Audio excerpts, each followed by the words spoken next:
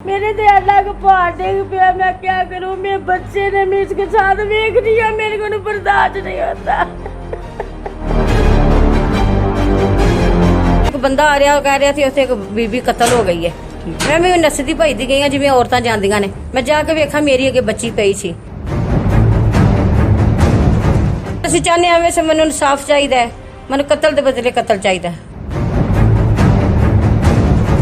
सियालकोट में एक अफसोसनाक दिलखराश वाक़या पेश आया। एक और हवा की बेटी कत्ल हो गई। मैं इस टाइम मौजूद हूँ थाना हेडमला की हदूद में।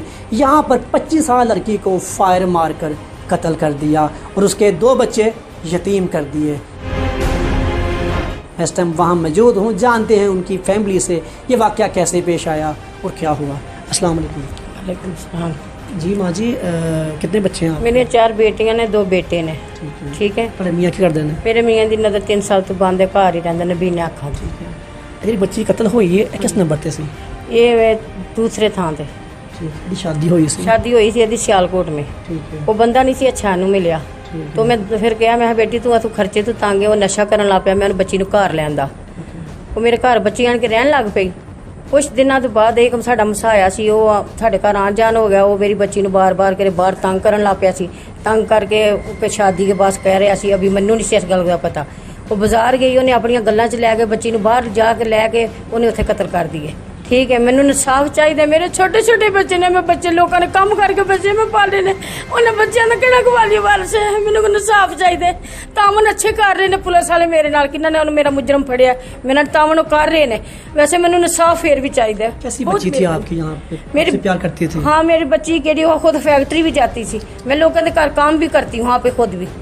मैनू इंसाफ चाहिए। की याद आती है? हाँ, वो याद आती है। बच्चे वाल वेखनी अभी याद आती है। मैनू तो इंसाफ चाहिए। इन्होंने मैं किस तरह पाला? मैं इन्होंने घर में छड़ के जावा, मैं लोगों के काम करा।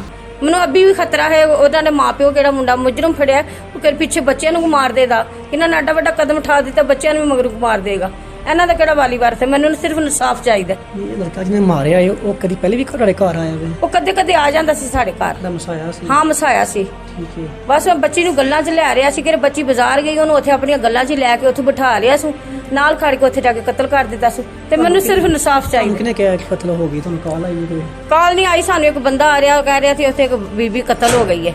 ਮੈਂ ਵੀ ਨਸਦੀ ਭਜਦੀ ਗਈ ਹਾਂ ਜਿਵੇਂ ਔਰਤਾਂ ਜਾਂਦੀਆਂ ਨੇ। मैं जाके वेखा मेरी अगे बच्ची पई सी। तो वहाँ पे गई हैं तो क्या देखा आपने? बच्ची आपकी वहाँ देखी आपने? उस टाइम क्या दिल में आपके? मेरे दिल में आया मेरा बच्चा। मैं अभी मेरा दिमाग काम करना छोड़ गया। मेरा जुल्म क्या हो गया? मेरा की जुल्म हो गया? मैंने बच्चा नु क्या मुंह बहावा कि मेरी माँ कितने? उन्हें कहना बाजार गई है, मेरी माँ कितने जाके गुम हो गई, किसी ने मार दी। मेहरबानी है मेरे साथ। बच्ची थी 25-26 साल। ठीक है। की नाम सी बच्ची का? सादिया बीबी। सादिया बीबी। नो तलाक हो गई सी क्या होनी सी? तलाक हो गई ही। ठीक है। हाँ, ਤੁਹਾਡੇ ਘਰ ਰਹਿੰਦੀ ਵੈਸੇ? हाँ जी, साढ़े घर रह रही सी बच्ची। ठीक है। वो बंदा मियाँ तो पैरा टकर गया तो बच्चा खर्चा नहीं दिंदा। तो मैंने खुद ही कहा मैं बेटा तू इतने परेशान है, खर्चे तो तू मेरे घर ही आ जा। पुलिस तावन कर रही है आपके साथ? हाँ, बहुत तामन कर रही। पुलिस ने मैंने बहुत तामन कर दी। गिरफ्तार कर लिया? हाँ, गिरफ्तार मुलजिम पेश कर लिया उन्होंने। ठीक है। तुम चाहते की? उन्हें ਅਸੀਂ ਚਾਹੁੰਦੇ ਹਾਂ ਵੈਸੇ ਮੈਨੂੰ ਇਨਸਾਫ ਚਾਹੀਦਾ ਹੈ। ਮੈਨੂੰ ਕਤਲ ਦੇ ਬਦਲੇ ਕਤਲ ਚਾਹੀਦਾ ਹੈ। ਮੈਂ ਬੱਚਿਆਂ ਨੂੰ ਵੇਖ ਰਹੀ ਹਾਂ, ਮੇਰਾ ਦਿਲ ਬਹੁਤ ਡੁੱਬ ਜਾਂਦਾ ਹੈ। ਮੈਂ ਇਹਨਾਂ ਨੂੰ ਸਾਂਭਾਂਦੀ, ਮੈਂ ਬਾਹਰ ਖੱਜਲ ਹੋਵਾਂਦੀ। ਬੱਚੇ ਰਾਤ ਨੂੰ ਤੰਗ ਕਰਦੇ ਨੇ, ਨਾਨੀ ਅੰਮੀ ਸਾਡੀ ਮਾਂ ਕਿੱਥੇ ਹੈ? ਮੈਂ ਬੱਚਿਆਂ ਨੂੰ ਮਾਂ ਕਿੱਥੋਂ ਦੇਣੀ ਹੈ? ਮੈਂ ਕਿੱਥੋਂ ਦੇਣੀ ਹੈ? ਮਿਹਰਬਾਨੀ ਹੈ, ਮੈਨੂੰ ਇਨਸਾਫ ਚਾਹੀਦਾ ਹੈ, ਬਹੁਤ ਮਿਹਰਬਾਨੀ ਹੈ। ਮੈਂ ਬੱਚੇ ਮੈਨੂੰ ਬਹੁਤ ਤੰਗ ਨੇ, ਸਾਡੀ ਮਾਮਾ ਚਾਹੀਦੀ ਹੈ, ਮੈਨੂੰ ਮਾਮਾ ਚਾਹੀਦੀ ਹੈ। ਮੈਂ ਮਾਮਾ ਕਿੱਥੋਂ ਲਿਆਵਾਂ? ਮੈਂ ਮਾਮਾ ਕਿੱਥੋਂ ਲਿਆਵਾਂ? ਬਹੁਤ ਮੈਨੂੰ ਸੋਭ ਹੈ। ਉਹ ਮੁਜਰਮ ਹੈ, ਮੈਨੂੰ ਇਨਸਾਫ ਚਾਹੀਦਾ, ਇਨਸਾਫ ਚਾਹੀਦਾ।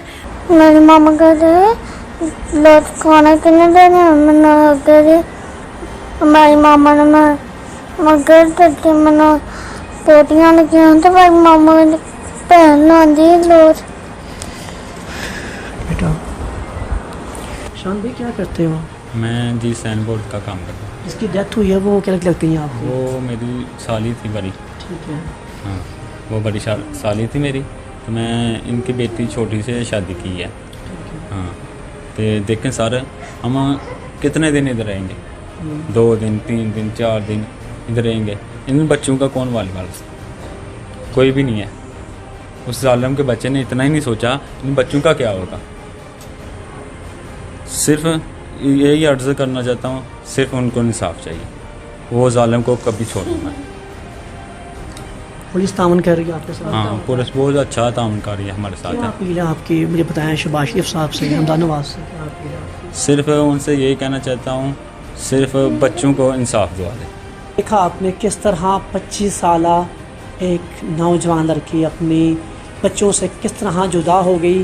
जालिम ने उसको फायर मार कर कत्ल कर दिया और बाद में उसकी लाश को खेतों में फेंक दिया। इसके नाज़रीन, हमारी भी हुकूमत से, RPO साहब से, DPO साहब से अपील है, खुदारा इनको बस इंसाफ दिया जाए ताकि दोबारा फिर कभी कोई बच्चे अपनी माँ के साए से महरूम ना हो सकें। इसके साथ साथ अपने मेज़बान महर अली को दें इजाज़त। News allied Sialkot.